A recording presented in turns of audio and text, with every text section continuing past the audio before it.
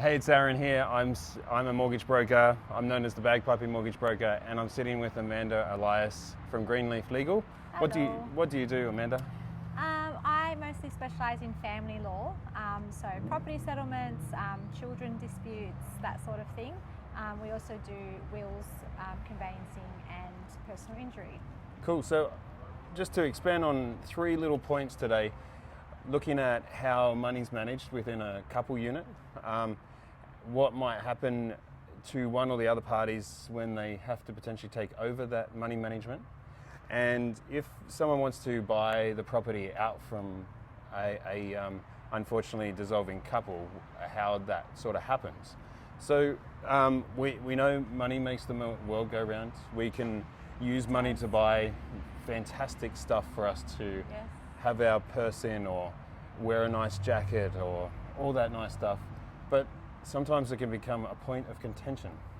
Sometimes, or all the time? I'd have Or to all go the time. the latter. Yeah. 9 times out of 10, yes. I mean, if you look at divorce rates statistically in Australia, 1 in 3 marriages or relationships will fail. That's quite high a statistic, and of those breakups, 40% or so is attributable to financial problems. So not communicating about money, debt, financial stress. So that's quite a high statistic. I suppose there's a positive and a negative. You've highlighted some of the negatives. I suppose the positive, sometimes when we do go through financial stress and we go through some problems with maybe spending too much or anything, if we had the communication open with our significant other or whoever's joint with us with a bank account, that could be a sign of strength. That is the sign of strength. Communication is key. It is the only way to navigate a relationship. I mean, marriages and relationships are hard enough, yet alone just the financial element. You know, you've got children, you've got family disputes, different personalities, and you need to communicate anyway, but more so on finances. So I would imagine you would agree with me that when you've got a couple unit, business, could even be business partner, could be a couple unit as a married couple or partner, everyone needs to understand where the money goes. And in the event that someone gets just a simple sickness, that they can jump in and pay the mortgage, or jump in and pay the urgent bill for the locksmith because they've run out the door, or know how to divvy up the money into any number of bank accounts that they desire to manage their finances with. There's always a system. Depending on the couple, there is a system. Generally, there's a breadwinner and there's a homemaker, or the husband is the breadwinner and the mum is the homemaker, but also works part-time. The couple may have separate bank accounts in which they get paid into and put funds into a joint account, or there is just a joint account from the start. There's a system. And we need to communicate and ascertain how we're going to grow this relationship before the kids come along, because that's a different stress in itself. It's just all about communication, and generally there will be one party that actually has control of the funds. So, as I said before, husband, breadwinner, I'm generalizing here, but then the wife may be the one that's actually in control of the funds. So she's attending to payment of the bills, the utilities, the childcare fees, so on and so forth. But then when she decides that she wants that Chanel handbag that costs $10,000, and maybe doesn't consult with her significant other and just makes the purchase, then that's just one example how some tension might arise. Yeah, absolutely. And I see it from a mortgage broking point of view. We get a young couple in love, and I'm stereotyping with young, but whatever age, comes to us and we start going through the liabilities. And one of the things I've got to ask all the time, do you have a credit card? Do you have personal loans? Do you have this? And you notice where they delay to answer because it's a credit card that the husband or the wife doesn't know about. They don't know about, exactly. And you get an impression that could be a pain point, or it's actually really interesting if they've got a good level of communication, that they might say, we'll talk about it later, and the wife goes, or the husband goes, okay, that's fair enough, it could be old or whatever, and then there's a bit more of communication, or it's got nothing owing on it and it was just legacy. So we see it from our point of view all the time, and that's where maybe they need your assistance. But So I hope that we don't need to go down that part, but communication comes into that all the time. I just thought of a great business idea. Yeah. So when you go to get married, say in a church, there's usually like a pre-marriage counselling service. Yeah. We should totally do that, where Pre-marriage financial counselling, service, and then yeah. we would log through the books, and if there is something hidden or curly or that hasn't been disclosed, maybe it's something where we have to offer a prenup situation where, you know, those assets have to be disclosed, those liabilities have to be disclosed in the event of a breakup.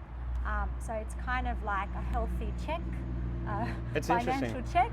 I'm talking about the liabilities hidden, and you're saying there could be assets hidden. 100%. Yeah. And then what happens is, once you've been together for a period of time, say it's de facto, it's 2 years, or if you've been married, then the other party can actually still make a claim on that asset, even if they didn't disclose it at the start of the relationship, even if they didn't know about it. So you can still claw that back, even though you didn't know about it. So communication and truth is a great thing, even though someone's truth may not be someone else's truth. Interesting. And then you've got the prenup, which is the end of it. Yeah. So you haven't been communicating, you've been off to Chanel and Louis Vuitton and Gucci and DKNY. The list goes on and on. Are these your favourites? Yeah, probably top 3. Yeah. And then you've got a prenup situation where, a post-nup situation where you need to financially let go and sever the financial ties, and again disclose assets and liabilities, and that's just an equitable settlement. So not that we want anyone to go through this, and if you are, all sympathies and compassions to you, and if you need professional help, we two are the best to sit in here. See what I did there? It's more that you're the best, but anyway. Shucks. If you need help in that legal area or some of the financial field of home loans and things, when something bad's happening like a separation, what sort of what comes onto the table when someone is wanting to get out of a relationship where there's assets, debts, income, children? Yeah, look, generally we get the call privately without actually having a discussion with the significant other, no longer significant. And the conversation goes along these lines: I'm thinking of leaving my partner. What should I do next? I'm thinking of walking out. What do I do? What are my rights if I leave the matrimonial home? Can he change the locks on me? What does that mean for the children if I relocate? There's a lot of issues. Assets need to be disclosed. Liabilities need to be disclosed. So there's something called a disclosure process where legally, before you could actually do a property settlement, these are the assets and liabilities of the parties. It's not just a singular right. It's a net pool of assets, meaning a joint pool that need to be disclosed, so we can understand from a legal perspective how we will divvy up this property in a just and equitable way. And sometimes, more often than not, if one party wants to buy the other party out, that's where we would refer them on to someone like Aaron to sort of delve into whether they could afford to do so. Yeah. So I think one of the things when you're managing finances together, and hopefully not into this area, that you understand where the money's going and you can potentially take over it. But when you're going through some sort of separation, this is where a little bit of fear of something, the security, the protectionism comes into the person that may feel the insecurity, the one that may not be the breadwinner but may operate the day-to-day things. That's right. Or there might be even worse case of any or physical or emotional abuse there, and that fear comes in and want to protect that person, and naturally us in our situation sometimes want to protect that person too. So when we're going through some sort of separation, they put everything on the table and then it's got to divide up somehow. Yeah, there's a 4-step process that the court goes through, and it goes along the lines of this: looking at the assets, what are they? Looking at the liabilities, what are they? It is a simple, generally speaking, it's assets minus liabilities equals net pool. But then we look at other things like the financial contributions of the parties, the non-financial contributions of the parties, things like homemaker, gardening, renovations to the house, Yeah. any gifts or inheritances received, lottery wins, that all goes in the pool of assets, superannuation, all the good stuff. And then we look at the party's needs. Section 75, 2 factors of the Family Law Act. Does a mum need a little bit more of a payout because she has a disabled child, or she's been out of the workforce for 10 years and may have issues getting back into the workforce, or she needs to retrain, these sorts of things. And then the last one is my favourite one, which is a bit of a tough one. There's no real measure, it's quite subjective, is it just and equitable? Does it feel right? Yeah. And that's just a subjective sort of test, really. So that's how the court goes through it. But just touching back on something you said, which really resonated with a lot of my matters, is knowing about the funds, where they're going. Yeah. That's very important. So if it is a joint bank account and both parties have access to that account, and the wife is spending personal expenses, not joint relationship expenses like the children, the house, the bills, like say shopping spree or hair or beauty, or there's a lot of that sort of stuff, wining and dining, designer stuff. And the husband is actually watching that unfold for 2 years and not really saying anything, or every now and then, oh, why'd you buy that? But actually isn't stopping it. Yeah. Then he could kind of be penalised for that, or be a little bit can be in some trouble. Yeah. Because if it did go to court, the court will say, well, yes, I understand you're trying to allege a wastage claim here. That's what we call it, a wastage claim, where he may want to claw some of those personal expenses back into the asset pool. But a judge will probably say, you watched it happen. You didn't stop it. You didn't put a freeze on the account. There's more that you could have done. So you kind of knew about it. You had control of it. So you don't get to now say, oh, hang on, what about me? So that's the other thing. And again, it stems back to the communication. And it's got to communicate. I suppose that's the feel right thing. Like I love spoiling my wife. Aww. So that's so sweet. So you've got to have that level of interaction in a marriage to be able to spoil each other and let each other spoil themselves occasionally. I like the word occasionally, but yes. But when it's this tough situation where something's happening, don't abdicate your responsibility. You can monitor things till the cows come home, but don't abdicate the responsibility that you have when you are happy in a marriage, and still don't do that. Don't abdicate your responsibility when you're going through tough times or even divorce. Couldn't agree more. And it can, with regards to home loans and liabilities, where someone wants to take over, I suppose that's where my job starts to jump in there. A couple of things that need to happen there is the party wanting to buy the other person out needs to be able to, number one, cover the mortgage that's on the property already. Yeah, is there equity in the home? And then the net asset, equity in the home post the loan being paid out needs to be fairly divided too. Yeah, 100%. Yeah, and those calculations can become quite interesting, because not only are we trying to keep the bank happy that's going away, and all the struggles that may have, whether you've opted to have a fixed rate and you've got break costs involved, or whether you've got any of the mechanisms that the banks don't want to let go the client. I would imagine you've found the same thing where the bank hasn't let go of the client, and we've got a settlement coming up and everything's all bad and the bank's just being stupid. Yeah. And that's just the bank side. We haven't even talked about how do we get the right percentages? Is there enough money in there? And there's a funky thing that helps us with stamp duty. So if one party's buying the family home, are they going to be subject to stamp duty? It depends. No. Generally speaking, no, because if they're buying the other party out, then you can claim an exemption on stamp duty. So to do that, you would need to do one of two things: file consent orders in the court, or enter into a post-nup, which is a binding financial agreement. Yeah. With those two documents, then you can claim for a stamp duty exemption. Yeah.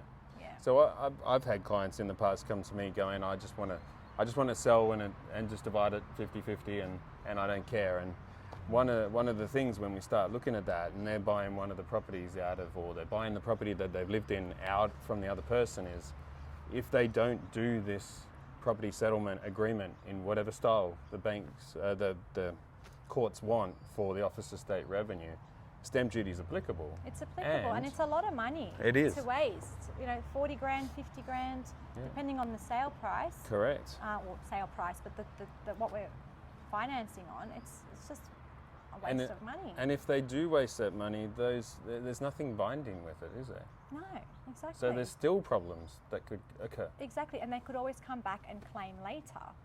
Even though there's an in-principle settlement, or even if the parties write it down on a piece of paper and sign it, not worth the paper it's written on. The only two ways in which you could really embody that settlement and for it to be legally accepted is the consent orders or the post-nup, the binding financial agreement. Yeah. So I suppose the tips are if you're going to come to me as a mortgage broker to buy an asset out of a dissolving marriage or relationship, and de factos can be in that category. Yep. You need to have the right orders in place for us to do the loan properly. And there's usually there's one main winner, and that's the bank, and then the other winner is how you divide up that asset in the most equitable way that you can from the relationship going. I thought you were going to say the other winners are lawyers, but no, to be honest, wouldn't. Not really. No. People would think, it's very expensive, but it's actually not, depending, obviously it's a case-by-case basis, but you could file consent orders for $2 grand. Yeah. 2 to 2.5 grand, obviously depending on the situation, how long the disclosure process is, if the parties are negotiating for a long time. But if it's all, prim and proper and amicable, then two grand, 2 to 3 grand. The post-nup is a little bit more, maybe 4 grand. Yeah. But if that's saving you 50 grand of stamp duty, it's worth it. One of the stamp duty calculations done recently for a property in Whybrow in Sydney was $145,000 in stamp duty. So if you can get that waived on your principal place of residence just to get on with your life because something bad's happened, and by no means advocating anyone to go through a divorce, but $145,000 saving is much better to kickstart your life again than to pay 100%. To the government. And Aaron, I've known you for a little while now. Yeah. If you were to receive a phone call from a new client, you would speak to them and give them the advice, wouldn't you? Correct. And so would I. And it's no obligation. I don't charge for my initial consultations. We try and help as much as we can. So there's really no loss. That's right. To just understand what your rights are. Have asked the questions, because you never know. You might ask the questions and everything works out perfectly fine, or you might ask the questions and you've got more and you need to get into a bit more detail, and that's where the rubber hits the road, so to speak. Yeah, and that's where we come in, and hopefully we can help. Yeah, cool. Right. Not advocating anyone to split up, but if in the event you're in that situation, let's get the professionals involved. You're going to need a good family lawyer. You're going to need a good mortgage broker if there's home loans and things and you want to do more than just dispose of the assets. And you need the ability to kickstart your life again after an unfortunate or a problematic issue that's happened. Yeah, and a lot of the times, people don't see the light at the end of the tunnel, but that's because you're in the thick of it. I've personally been through it. Once you come out of that and your finances are in order and you can, start that new chapter of your life, then that's where all the positivity comes in. And just to sum it up, the main thing is keep the communication open well before you need any of our services, apart from maybe cheekily say mine, where you need to save a bit of money on your mortgage right now. Keep the communication open, know where the money's going between you, and make great decisions so you can have a great life. And if you need our help, we're always here. Couldn't have said it better myself. There you go. Thanks, Aaron. Cool. Thanks, guys.